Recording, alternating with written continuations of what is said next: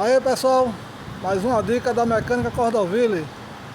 O cliente reclamando de batida na suspensão do Citroën iCross ano 2011. O cliente já tinha trocado bieleta, terminal de direção, coxim, pivô.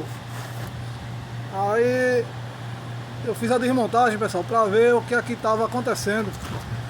E aqui, quando a gente bateu os olhos aqui, o amortecedor estava encaixado na manga de eixo fora do pino que é correto aqui. Isso estava gerando uma altura na suspensão e o carro estava batendo. Aí eu vou mostrar para vocês aqui, vou tirar o amortecedor. E o amortecedor já vem com guia, pessoal. Esse guia aqui, ó, deve prestar muita atenção que ele entra aqui na manga de eixo. Às vezes o mecânico na correria bota ele para dentro e o pino fica lá, ó. Aí afeta na geometria, o carro fica batendo, não amortece.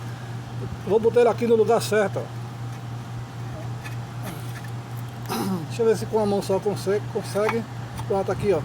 Ele entrando no rasgo aí, ó. Ele ainda entra mais ainda. Pronto.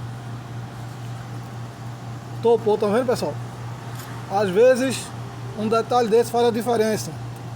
Eu costumo dizer que a gente da mecânica trabalha mais com a mente do que com a força. Se não prestar atenção nos detalhes, usa muita força e o serviço não fica padrão. Tem que atentar para os detalhes.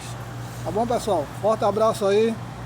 Segue nós aí da Mecânica Cordoville para mais vídeos.